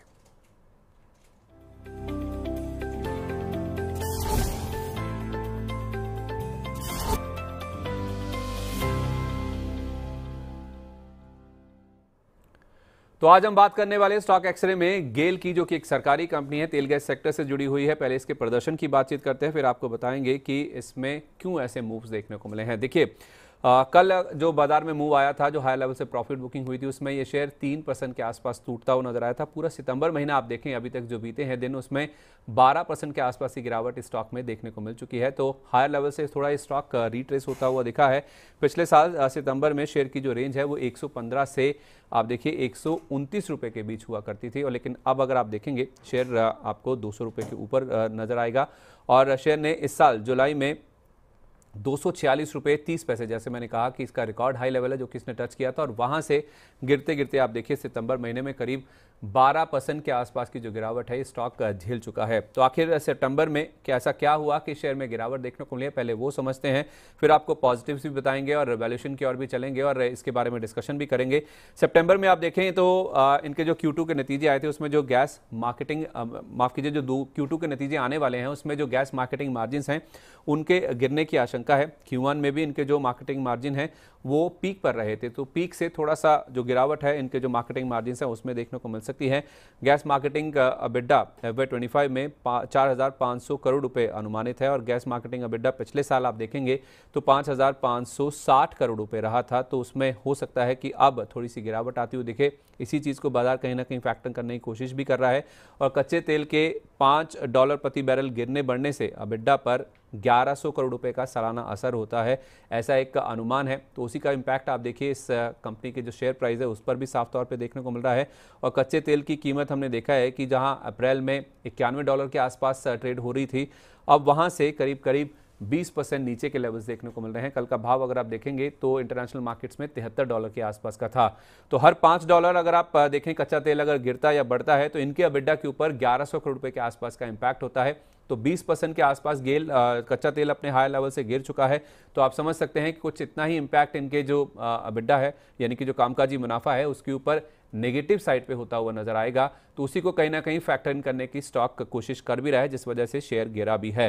तो शरद सर, पहले अगर हम इसके शेयर के परफॉर्मेंस की बात करें, जो हायर लेवल से गिरावट हुई है, क्या आप भी इत्तेफाक रखते हैं सर Q2 के जो नंबर्स आने वाले हैं उसमें प्रेशर देखने को मिल सकता है, और गैस मार्केटिंग मार्जिन जो है जो कि इनका कोर कारोबार है उसके ऊपर हो सकता है दबाव देखने को मिले इस बार? तो देखिए, पहले भी अगर आप फर्स्ट क्वार्टर में मैनेजमेंट की कमेंट्री को देखेंगे तो उन्होंने माना था कि जो मार्केटिंग वॉल्यूम से करीब 5% रहेंगे, मिनिमम मार्जिन गाइडेंस 45 करोड़ का इस फाइनेंशियल ईयर में रहने वाला है। तो ये ऑलरेडी कहीं ना कहीं ऑलरेडी मैनेजमेंट इस चीज को लेकर के चल रहा था। तो अगर स्टॉक में भी आप देखेंगे तो 212 से लेकर के 208 से लेकर 212 ये वो जोन है जो ब्रेकआउट जोन है। मतलब अप्रैल के बाद अगर आप देखें, जून 24 के बाद, इस साल जून के बाद से इस जोन के ऊपर ब्रेकआउट आया था। स्टॉक वहीं कहीं सस्टेन करता हुआ दिखाई दे रहा है। तो मुझे लगता है कहीं ना कहीं नेगेटिव प्राइसिंग हो गया है संदीप जी। ये जोन टूटना नहीं चाहिए, 212 208 का जोन नहीं टूटना चाहिए।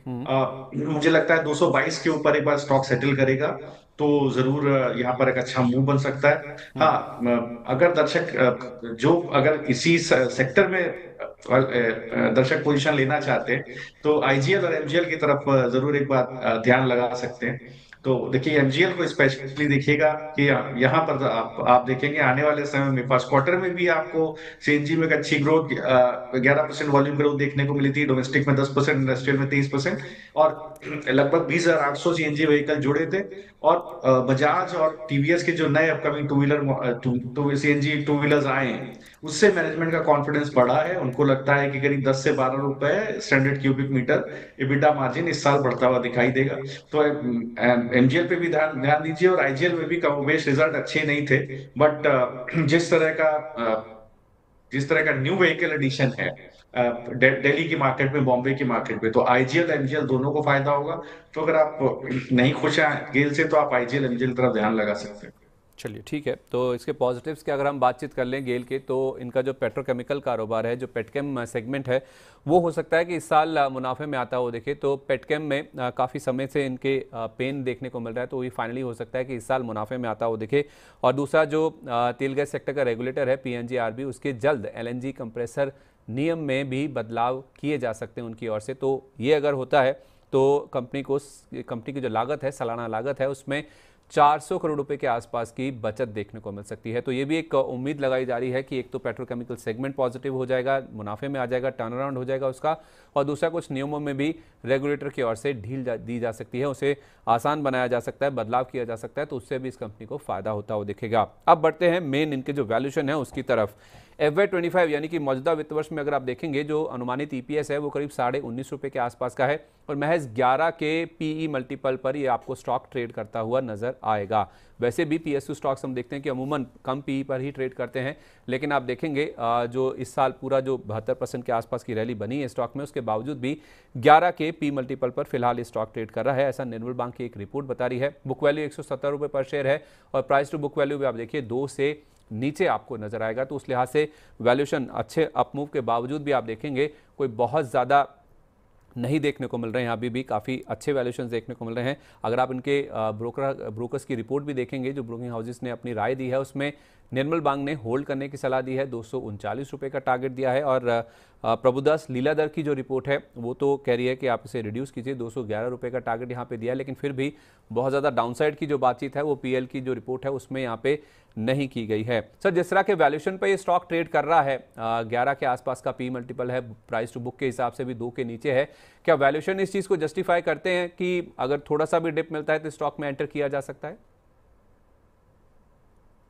बिल्कुल सही बात आपने बोली, वैल्यूएशन वाइज काफी सस्ता है स्टॉक। अगर अगर आप स्टॉक को अदरवाइज भी देखें, तो वही 10-11% का ऑपरेटिंग मार्जिन पे कंपनी काम कर रही है, जो ठीक है। मुझे लगता है कि काफी सस्ता है स्टॉक। करीब रिटर्न ऑन कैपिटल एम्प्लॉयड 15% के आसपास का क्लॉक कर रहा है। तो 12 का जो है PE अगर स्टॉक का है, तो मुझे लगता है बिल्कुल ठीक है, यहाँ पर सस्ता स्टॉक है। और बिल्कुल सही बात है, टेक्निकली भी अगर आप देखिए तो 208 से 212 का अच्छा बेस है। कई बार ऐसा होता है, हम लोगों ने देखा है कि जब स्टॉक अपने बेस के आसपास आता है, कंसोलिडेट होता है, तो उसके बाद एक बड़ा मूव स्टॉक के अंदर आता है, तो वहां स्ट्रॉन्ग हैंड्स की एंट्री होती है, आने वाले रिजल्ट्स डिस्काउंट होते हैं, स्टॉक में एक बड़ा मूव आता है। ये इस बार अगर ये स्टॉक चलता है, और जो इसका सप्लाई जोन है 220, अगर अभी 213 का भाव है, तो पिछले 2 वीक का जो सप्लाई जोन है 220-222 के आसपास है, उसको अगर ये तोड़ता है तो इसमें बड़ा मूव आ सकता है। तो अब ये निकल के 280 तक, जैसा मैं प्रोजेक्शन देख पा रहा हूँ, हो सकता है 280 तक तो करंट भाव से 25-30% ऊपर चला जाए। लेकिन तो अब ये देखने वाली बात है कि 222 के ऊपर किस तरह से निकलता है, क्या सस्टेन करता है, और इसका ऑल टाइम हाई करीब 247 के आसपास है। ओके, तो 220 222 अगर पार होता है तो फिर यहाँ पे हो सकता है कि बड़ी तेजी के लिए स्टॉक तैयार हो सकता है। 280 रुपये तक के जो लेवल्स हैं वो भी देखने को मिल सकते हैं। इनफैक्ट हमारे एक दर्शक भी हैं, समृद्ध दास जी, उन्होंने पूछा भी अपना सवाल कि लॉन्ग टर्म के लिए गेल और PTC इंडिया ले सकते हैं क्या, 2 और 3 साल के नज़रिए के लिए, और एवरेज भी कर सकते हैं क्या गिरने के बाद। तो अगर ये एवरेज करने की बात कर रहे हैं, या फिर इस चीज़ का ये अंदाज़ा लगाया जाए कि इनके पास पहले से है, या इनको लगता है कि खरीदने के बाद और गिरता है, तो ये एवरेज करने की सोच रहे हैं, तो 208 रुपये का लेवल है, जो कि काफ़ी अच्छा सपोर्ट है, काफ़ी अच्छा बेस है गेल की जहाँ तक बात है। और PTC इंडिया, इसको भी यहाँ पे एड्रेस कर लेते हैं। सर, PTC इंडिया, अगर आप इसके ऊपर एक बार अपनी राय दे दें, क्योंकि हमारे दर्शक गेल और PTC इंडिया दोनों के बारे में जानना चाह रहे हैं। देखिए, अगर आप PTC इंडिया को भी देखेंगे तो 212 रुपए के अच्छा 20, इसका 212 रुपए के आसपास का भाव है। बेस अच्छा 195 196 के पास बहुत अच्छा बेस इसके अंदर बना हुआ है। और तो मुझे लगता है यहाँ पर स्टॉक के अंदर हो सकता है आने वाले समय में भी कंसोलिडेशन रहे। और अगर आप Q1 के रिजल्ट्स भी देखेंगे तो एक डिसेंट ग्रोथ हमें वाई वाई बेसिस पर प्रॉफिट बिफोर टैक्स में देखने को मिली थी। तो 191 करोड़ के अगेंस्ट 247 करोड़ का प्रॉफिट बिफोर टैक्स देखने को मिला था। और एक अगर कंप्रेंसिव इनकम देखें वहां भी एक डिसेंट ग्रोथ देखने को हमें हमें मिली थी। और जिस सेक्टर में काम करता है मुझे लगता है बिल्कुल स्टॉक को लंबी अवधि के हिसाब से होल्ड करना चाहिए। अच्छे मार्जिन पर कंपनी काम कर रही है। मुझे लगता है सर बिल्कुल काफी डेट कंपनी का रिड्यूस होता हुआ दिखाई दिया है। और आने वाले समय में भी बहुत सस्ता स्टॉक है, करीब 12 का पी है। और मुझे लगता है बिल्कुल इसको होल्ड कर सकते हैं आप। करना क्या चाहिए आपको, बेस आपका 196 से 198 के आसपास का है, वो नहीं टूटना चाहिए। और जैसे ही अपना प्रीवियस हाई समवेयर अराउंड 240 के ऊपर चलना शुरू करेगा तब ये एक नया बुलिश मूव इसके अंदर बनेगा। और जैसा मैं इसका प्रोजेक्शन देख पा रहा हूँ, अगर इसको इसके नेक्स्ट फिबोनाची लेवल्स करीब 275 से 280 के आते हैं, तो अगर ठीक ठाक ढंग से ब्रेकआउट 240 के ऊपर मिलता है तो हो सकता है 275 से 280 तक जा सकता है। व्यू थोड़ा लंबा है, कम से कम 2 क्वार्टर का मतलब 6 महीने का समय दीजिएगा। चलिए, तो 6 महीने का समय दीजिए, पीटीसी इंडिया में भी काफ़ी ऊपर के लेवल्स आते हुए नज़र आ सकते हैं। तो स्टॉक एक्सरे हमारा खास सेगमेंट है, इसके लिए इसमें आज के लिए बस इतना ही।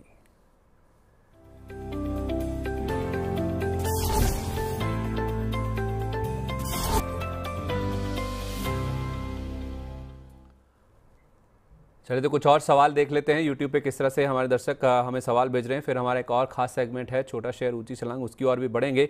रीना परमार जी ने अपना वक्तव्य हमें दिया है। वो कह रही है कि sir bank Nifty record high पर है लेकिन पोर्टफोलियो में इतना लॉस हो रहा है, क्या है ये? मतलब देखिए sir, mid cap small cap में कुछ ज़्यादा एक्शन नहीं देखने को मिल रहा है, तो उसका जो इम्पैक्ट है काफ़ी सारे लोगों के पोर्टफोलियो में देखने को मिल रहा है। तो निफ्टी बैंक जरूर रिकॉर्ड हाई पे है, निफ्टी ने भी रिकॉर्ड हाई लगा दिया, लेकिन लोगों के पोर्टफोलियो में जो लॉसेस देखने को मिल रहे हैं उससे लोग काफ़ी परेशान हैं। और इनफैक्ट हमारे एक दर्शक हैं तनु गुप्ता जी, उन्होंने SCI को लेकर अपना सवाल हमारे सामने रखा है। वो कह रहे हैं कि SCI ले रखे हैं 300 रुपये पर, क्या करना चाहिए, बट लॉस हो रहा है, क्या करें, प्लीज़ बताइए। 300 रुपये पर इन्होंने SCI ले रखा है सर। ये शेयर 250 रुपये के आसपास है, आज 4% के आसपास का अप मूव है, लेकिन फिर भी इनको 50 रुपये के आसपास का लॉस हो रहा है। तो हमारे बहुत सारे ऐसे दर्शक हैं जो कह रहे हैं कि बाजार भले ही रिकॉर्ड हाई पर है, हमारे पोर्टफोलियो हमारे स्टॉक्स में तो हम देख रहे हैं कि लॉस हो रहे हैं।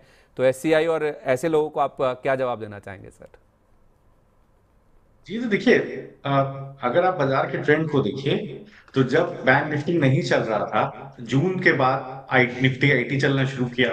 उसके पहले से अगर आप देखें तो केवल अकेले जो सेक्टर सबसे ज्यादा चल रहा था वो था ऑटो और उसके साथ फार्मा। तो 2 सेक्टर्स में बड़ी तेजी बनी हुई थी। जून के बाद आप IT ने भी ज्वाइन कर लिया, IT में भी एक तेजी बनी रही। तो ये सारे सेक्टर्स में जब जून के बाद IT में तेजी आई, उस वक्त आपको PSU में से पैसा निकलता हुआ IT में जाता हुआ दिखाई दिया, क्योंकि वैल्यूएशन वहां सस्ते थे। अब जब 25 बेसिस पॉइंट का कट वैसे भी डिस्काउंटेड था IT में और बाजार में डिसेंटली, तो 50 बेसिस पॉइंट का जब कट आया है तो बैंक निफ्टी में बड़ी तेजी देखने को मिली। तो सारे लिक्विडिटी बैंक निफ्टी में जो स्टॉक्स हैं उसके अंदर आपको जाती हुई दिखाई दी। तो देखिए, लिक्विडिटी ड्रिवन मार्केट है, उस स्थिति में क्या आपको PSU में पैसा आता नहीं दिख रहा है। तो PSU के रिजल्ट जब क्वार्टर 2 के रिजल्ट्स के नजदीक पहुंचेंगी ये सब चीजें, तब आप देखेंगे कंसोलिडेशन बेस बन के सारे स्टॉक चलना शुरू करेंगे। तब तक के लिए आपको थोड़ा संयम रखना पड़ेगा। अब जो बैंक निफ्टी का मूव है तो वहां पर आप अच्छे बैंक्स में रहिए। देखिए, कई बार मैंने जिक्र किया यूएस स्मॉल फाइनेंस बैंक में रहिए, काफी नीचे के लेवल से रिकमेंडेड है। इसके अलावा देखिए ICICI बैंक काफी नीचे के लेवल से रिकमेंडेड है। तो यहाँ पर आप इन सारे बैंक्स में आप रहेंगे तो वहां आपको ज्यादा फायदा दिखाई देगा। और जहां तक शिपिंग कॉर्पोरेशन की बात रही, देखिए पिछले 2 वीक का बेस ही स्टॉक का करीब खिसक के 236 के आसपास आ गया। उसको लो नहीं बनाना चाहिए था, बट वो बेस भी खिसक करके आ गया है, करीब 20 वीक एक्सपेंशियल मूविंग एवरेज के नीचे ट्रेड कर रहा है। तो सप्लाई जोन आती है इसकी बड़ी आती है 260 के आसपास, 250 का भाव है। तो देखिए, खिसक करके अगर स्टॉक कहीं 222 के आसपास भी आ जाए तो आप इसको ऐड जरूर कीजिएगा। देखिए, ये सब कंपनीज ऐसी हैं जिनके आने वाले क्वार्टर्स में भी रिजल्ट्स अच्छे ही रहने वाले हैं। जो देखिए, मझगांव डॉक है, HAL है, शिपिंग कॉर्पोरेशन ऑफ इंडिया है, तो ये सारी कंपनियां, इरेडा है, ये सब कंपनियों के अच्छे रिजल्ट आएंगे। तो जब एक बार स्टॉक कंसोलिडेट हो जाएगा, इसके बाद दोबारा इसके अंदर तेजी आएगी। बट अभी जिस सेक्टर में तेजी है वहां पर आप पोजीशन बनाए तो आपको ज्यादा फायदा होगा। चलिए, जब अभी जिस सेक्टर में तेजी है वहाँ पे पोजीशंस बनाए तो ज़्यादा फायदा हो सकता है, लेकिन शिपिंग कॉर्पोरेशन ऑफ इंडिया में आप कह रहे हैं सर कि 222 तक भी अगर फिसल के आ जाए तो और यहाँ पे ऐड करना चाहिए। इनफैक्ट हमारे एक दर्शक हैं, मेरी पीसीआर टीम मुझे बता रही है कि एक फोन लाइन पे हमारे साथ एक दर्शक मौजूद हैं, उनका सवाल भी एचसीआई को लेकर ही है। जालंधर से हमारे साथ मोहित फोन लाइन पर जुड़ चुके हैं। मोहित जी नमस्कार, बताइए आपने किस लेवल पर ले रखा है एचसीआई का शेयर? हाँ जी नमस्कार जी। जी मेरे पास 1500 क्वांटिटी है 39 रुपीज़ 40 पैसा पे, और साथ ही में मुझे 1500 shipping corporation of India land assets के भी अलॉट हुए हैं फ्री ऑफ कॉस्ट। तो ओके, 2 साल के लिए कर सकता हूँ होल्ड दोनों को। तो आपकी खरीद लगता है बहुत पहले की है सर। अगर आपने 40 रुपए के आसपास खरीदा है तो अब तो शेयर 250 रुपए के आसपास ट्रेड कर रहा है। हाँ जी मार्च 2020 में लिया था कोविड टाइम। वाह, तो मार्च में कोविड के टाइम पे इन्होंने लिया था सर। 40 रुपए वाला शेयर किस तरह से 300 रुपए हो गया, अभी भले ही गिरकर 250 रुपए के आसपास आया है। तो ये सर बिल्कुल ही दो इन्वेस्टर सर हमारे सामने हैं। तनु गुप्ता जी, उन्होंने 300 पे लिया है, और हमारे साथ एक दर्शक है जिन्होंने मार्च 2020 में 4-4.5 साल पहले लिया था, और उनके रिटर्न्स आप देखिए ऑलमोस्ट 7 गुना के आसपास के होते हुए देखे हैं। इनके लिए क्या राय होगी सर? जी देखिए, कंपनी को देखिए सिक्वेंशियली कोई नुकसान नहीं है। अगर आप सिक्वेंशियली देखें तो ऑपरेटिंग मार्जिन करीब 5% आपको बढ़ता ही दिखाई दिया है, तो प्रॉब्लम नहीं है। देखिए सेल्स में भी अच्छा ट्रैक्शन देखने को मिला है। तो लेकिन ये है कि अभी बाजार ही ऐसा है, जहां पर वैल्यूएशन सस्ता है वहां पैसा ज्यादा जा रहा है। तो बिल्कुल स्टॉक को होल्ड कीजिए, 225 के आसपास और एक्यूमुलेट कीजिए। जैसे ये 200 260 के ऊपर कंसोलिडेट करेगा, ये सीधे आपको कहीं 290 300 के ट्रेजेक्टरी में दिखेगा, और उस जोन के ऊपर चलेगा तो आपको अपना प्रीवियस ऑल टाइम हाई, जो इसका ऑल टाइम हाई है 383, वहां तक भी जाता हुआ दिखेगा। कंपनी में कोई प्रॉब्लम नहीं है। मुझे लगता है कि ये सारी कंपनियां जो पीएसयू की अच्छी कंपनियां हैं, वहां इस वक्त वहां पर प्रॉफिट बुकिंग इस वजह से नहीं आ रही है कि कंपनी के रिजल्ट खराब है। प्रॉफिट बुकिंग इस वजह से आ रही है कि पहले बहुत ज्यादा लिक्विडिटी इसके अंदर आ गई थी, तो मार्केट करेक्ट इटसेल्फ, स्टॉक अपने आप को करेक्ट कर लेता है। तो देखिए सही समय पे आके सही एंट्री होगी, मजबूत हाथों की दोबारा स्टॉक आपको चलता हुआ दिखेगा। थोड़ा संयम रखना पड़ेगा, तो ये सारे स्टॉक लंबी अवधि के लिए वैसे भी आप रखें। चलिए सर, एक shipping corporation of India LAL जो लैंड एसेट्स है, मोहित जी को ये स्टॉक्स भी मिले हैं 1500 शायद इनको, जो डीमर्जर हुआ था इसका, तो उसके ऊपर भी एक राय दे दीजिए जल्दी से। फिर से आप बताइए। SCI LAL जिसे हम shipping corporation of India land assets के नाम से जानते हैं सर, 73 रुपये 63 पैसे का भाव है, 3% के आसपास की मजबूती है। ये डीमर्ज एंटिटी है इनकी, जिसमें पूरे इनके जो लैंड से और बाकी जो एसेट्स हैं वो जुड़े हुए हैं। राइट। सो देखिए, यहाँ पर अगर आप देखिए 73 रुपए का भाव है, जो बेस इसका बना है वो करीब 67 रुपए के आसपास, 67-68 रुपए के आसपास का बेस है। तो ये वही जगह है जहां जून में इसके अंदर एक बुलिशनेस आई थी।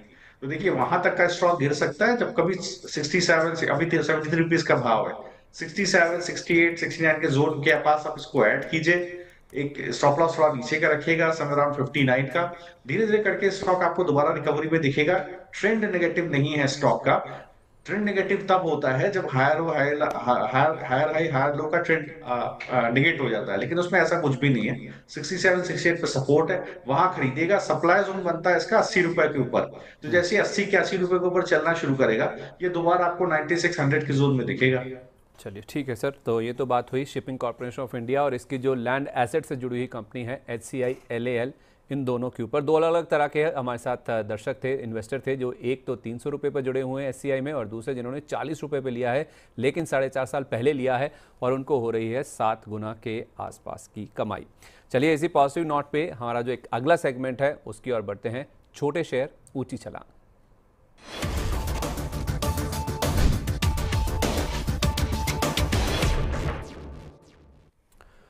छोटे शेयर में अब सबसे पहला नाम है रिलायंस पावर का। सर इसमें भी हम देख रहे हैं कि काफ़ी ज़बरदस्त मूव देखने को मिल रहा है। हमने रुचित जी से रिलायंस इंफ्रा के बारे में बातचीत करी थी, और रिलायंस पावर की जहाँ तक बात है तो इसमें भी हम देख रहे हैं कि लगातार सर्किट लगते हुए दिख रहे हैं।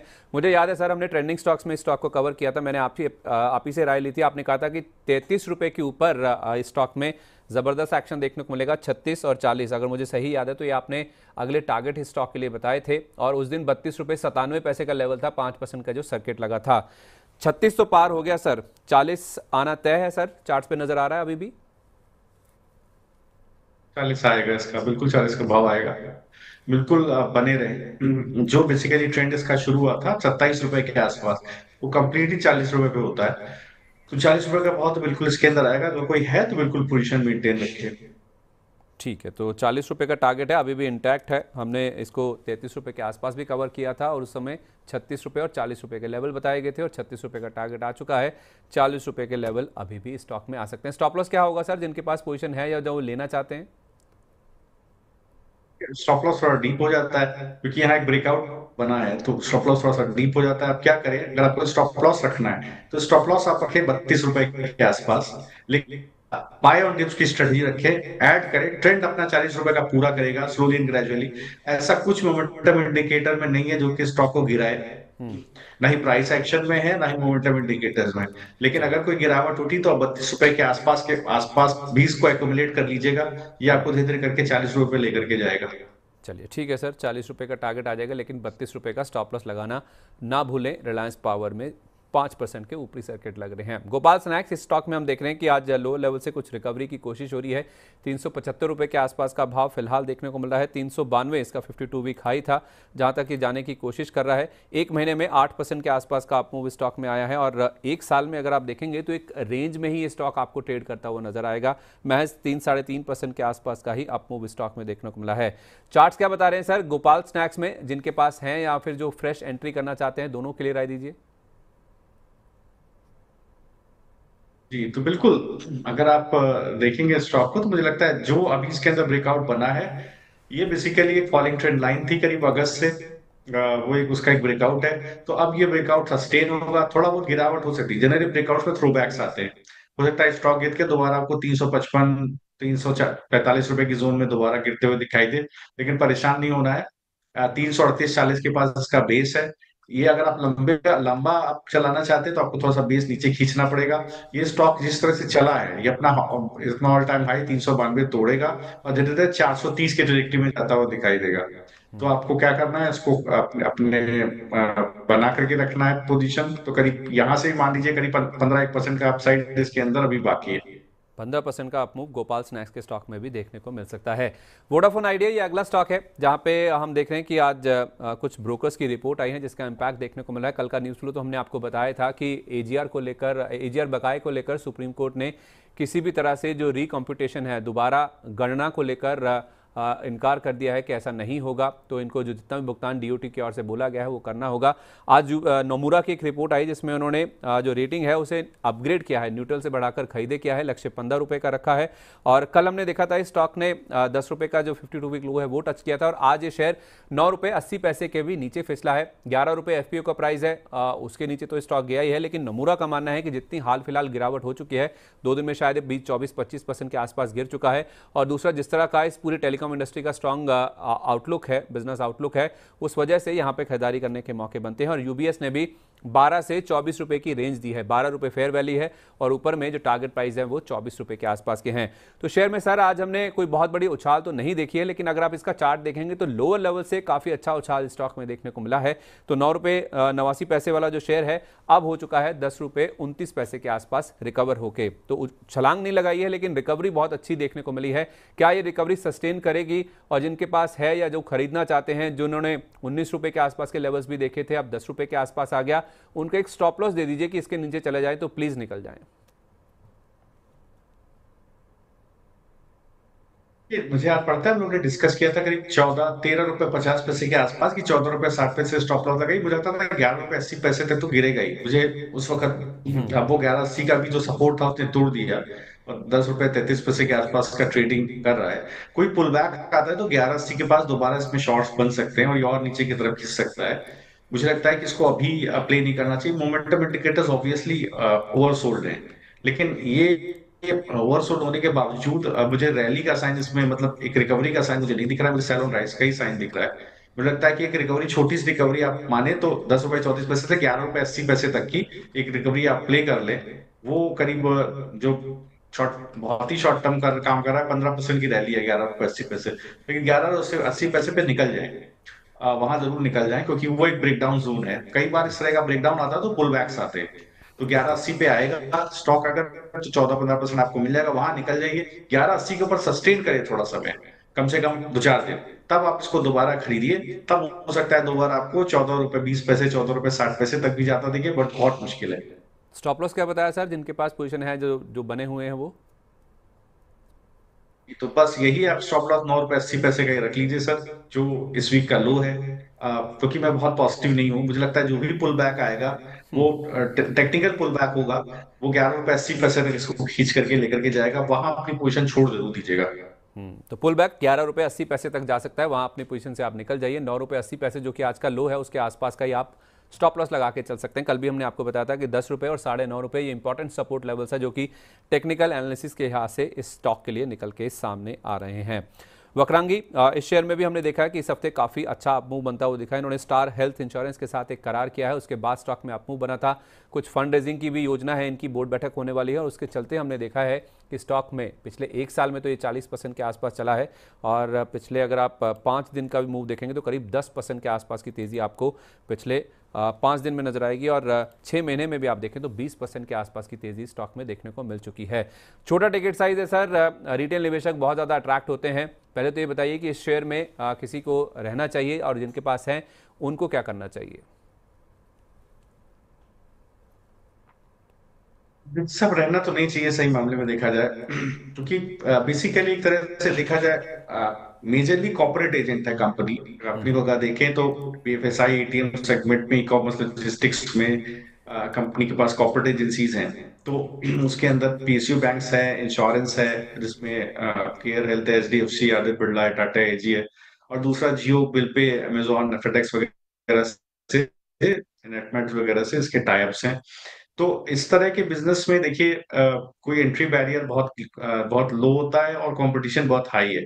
तो मुझे नहीं लगता कि यहाँ पर लंबी अवधि के हिसाब से कुछ करना चाहिए। हाँ, अभी टेक्निकल राय इसके अंदर बनती है कि अगर आप देखें एक फॉलिंग ट्रेंड लाइन बनती है फरवरी से लेकर के, उसका ब्रेकआउट स्टॉक ने दिया है। तो अब करना क्या चाहिए, अगर आप कोई बहुत छोटे स्टॉक में ट्रेड ही करना चाह रहा है, तो जो इस वीक का ही लो है 21 रुपए का, उसको पकड़ ले स्टॉप लॉस। कोई भी डिप मिले अभी खरीदे, 20 स्टैगर्ड एंट्री करे, थोड़ा थोड़ा पैसा डाले, और इसको 22 रुपए तक ऐड करें, 22 रुपए के नीचे ना जाए। एक स्टॉप लॉस आप लेकर के रखेंगे जो इस वीक का लो है, दैट इज समराउंड 20 रुपए 80 पैसे। स्लोली एंड ग्रेजुअली अगर स्टॉक ये चलता है तो ये आपको 28 रुपए 30 पैसे, और इसके बाद अपना 32 रुपए तक आपको एक बार मूव देखने को मिल सकता है। तो ये टेक्निकल एक बार पुल बैक आपको, मान लीजिए 32 रुपए गया तो 35% का टारगेट अचीव होता है। तो ये आप बिल्कुल ट्रेडिंग पर्सपेक्टिव से बिल्कुल उसको ले सकते हैं। ट्रेडिंग पर्सपेक्टिव से आप चाहें तो वक्रांगी में पोजीशन ले सकते हैं। एक आईएफएल फाइनेंस का शेयर सर बच गया था, हालांकि छोटे शेयर में तो क्वालिफाई नहीं होता, लेकिन चूंकि आज का बड़ा न्यूज़ फ्लो है, मार्च में इनके ऊपर रोक लगाई गई थी। जो नए गोल्ड फाइनेंसिंग ये करते हैं, जो लोन देते हैं, उसमें आरबीआई ने रोक लगा दी थी, बैन कर दिया था। अब वो जो बैन है लिफ्ट कर दिया गया है, उसके ऊपर से बैन हटा लिया गया है। तो अब ये नए फ्रेश गोल्ड लोन्स जो हैं उनको दे सकते हैं, कोई ऐसी दिक्कत की बात नहीं है, और स्टॉक उसने रिएक्ट करता हुआ दिखा भी है। आज दिन के दौरान तो हमने देखा कि 560 रुपये तक भी ये स्टॉक चला गया था, काफ़ी अच्छा मूव था। फिलहाल आप देखेंगे तो करीब 8.5% के आसपास की तेजी है, 538 रुपये के आसपास ट्रेड कर रहा है। आईएफएल फाइनेंस में सर और कितना अप मूव बाकी है सर? देखिए, जब ये हुआ था इम्पोज 4 मार्च को, उसके बाद अगर आप स्टॉक को देखेंगे तो जो गोल्ड लोन का यूएम था वो 26,000 करोड़ से घट के 12,000 करोड़ फर्स्ट क्वार्टर में इन्होंने रिपोर्ट किया था। तो 10 लाख से ज्यादा अकाउंट क्लोज हो गए थे। तो 13,500 से ज्यादा इन्होंने बैंक्स को रिपे कर दिया था, गोल्ड लोन लिक्विडेट करके। तो यहाँ पर देखिए, अगर ये चीज होती है तो अगेन इनको मार्केट शेयर इंप्रूव करने में कहीं ना कहीं इसमें फायदा होगा। तो वैसे भी बहुत अच्छा परफॉर्मेंस क्यूएन में नहीं था, कंसोलिडेटेड लोन ईओएम देखे 2% ही हुआ, और सिक्वेंशियली 12% डिग्रोथ देखने को मिली थी। तो अब स्टॉक में देखिए बिल्कुल एक बार ब्रेकआउट देखने को मिला है। तो इसका जो जुलाई का हाई है उसको ब्रेकआउट, उसके ऊपर स्टॉक चलने की कोशिश कर रहा है। बेस खिसक करके आ गया 483 रुपए पर, तो बेस थोड़ा नीचे है। अब करना क्या है, तो देखिए चूंकि ये सस्टेन कर रहा है, स्टॉक अच्छे से सस्टेन कर रहा है, तो आप 480 को ही रखें, स्टैगर्ड एंट्री करें। ये अगर आपको खींचेगा काफी ऊपर तो ये यहाँ से आपको लेकर के जाएगा करीब 645 की जोन में, जो 20% ऊपर का टारगेट है। तो एक डिसेंट स्टॉप लॉस आप 480 के पास रखिए, स्टैगर्ड एंट्री कीजिए, और आप धीरे धीरे करके 645 तक तो जाएगा ही, क्योंकि जिस तरह से आपके ग्रोथ देखने को मिली, तो डिस्काउंट भी आने वाले क्वार्टर में, तो 20% का अपसाइड इसके अंदर बिल्कुल पॉसिबल है।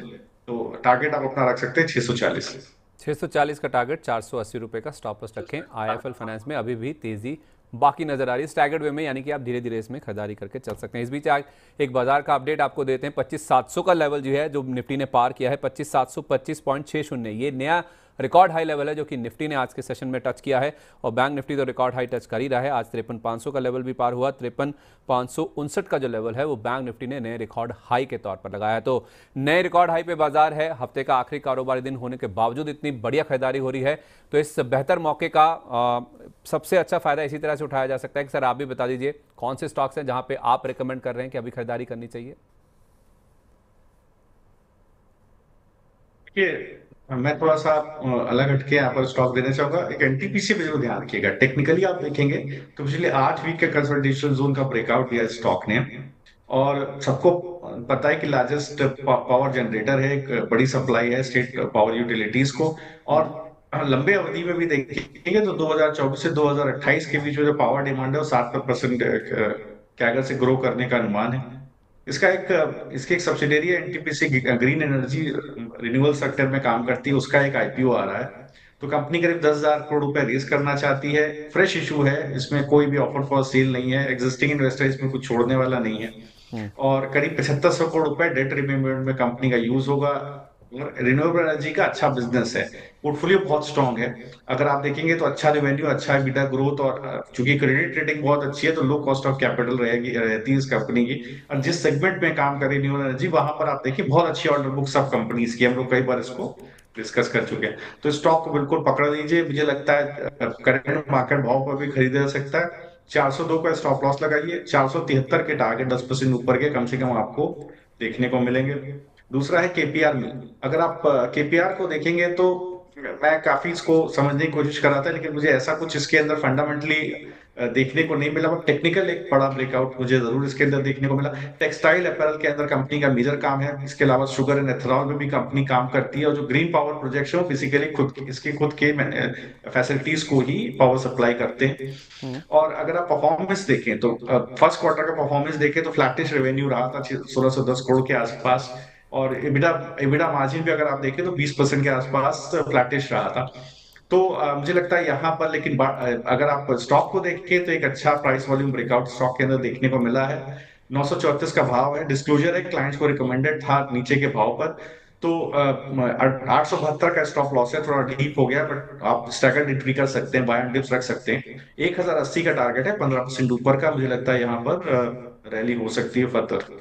केपीआर मिल में 1080 का टारगेट है, 872 रुपये का स्टॉप लॉस, थोड़ा डीप स्टॉप लॉस हो गया, लेकिन आप धीरे धीरे खरीदारी करें। 953 के आसपास फिलहाल ट्रेड कर रहा है। और दूसरा नाम है सरकारी पीएसयू पावर कंपनी है, एनटीपीसी का 473 का टारगेट, 402 रुपये के आसपास का आपको स्टॉप लॉस रखना है। सर केवल एनटीपीसी में एक ही चीज़ बता दीजिए, आपने एनटीपीसी ग्रीन एनर्जी के आईपीओ की बात करी, वो बड़ा ट्रिगर है स्टॉक के लिए।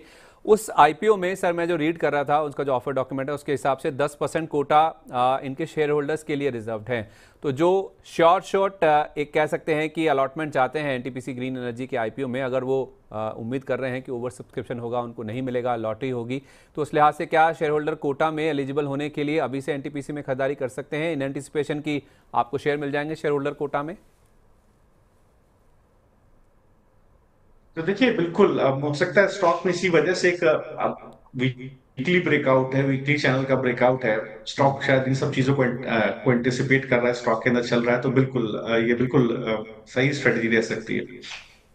चलिए, तो एनटीपीसी ग्रीन एनर्जी का आईपीओ आने वाला है, उसमें जो शेयर होल्डर कोटा है उसके लिए एलिजिबल होने के लिए भी आप एनटीपीसी के शेयर में खरीदारी कर सकते हैं। 10% के आसपास की और अप मूव स्टॉक में आ सकती है। 473 रुपये का टारगेट लेके आप एनटीपीसी में कर सकते हैं खरीदारी। चलो सर, आपका बहुत बहुत धन्यवाद, आज आप कार्यक्रम में शामिल हुए। इससे पहले कि हम आपसे विदा लें, कोई डिस्क्लोजर जो आप शेयर करना चाहेंगे सर? इसमें कई सारे स्टॉक है जो जैसे IIFL है या दूसरे स्टॉक शेयर हुए, निफ्टी बैंक निफ्टी, वहां पर क्लाइंट्स को स्ट्रेटजीज रिकमेंडेड हो सकती है। चलिए सर, बहुत बहुत धन्यवाद आज कार्यक्रम में शामिल होने के लिए और अपने जो पिक्स हैं वो हमारे साथ आज के सेशन में शेयर करने के लिए। Thank you sir, thank you.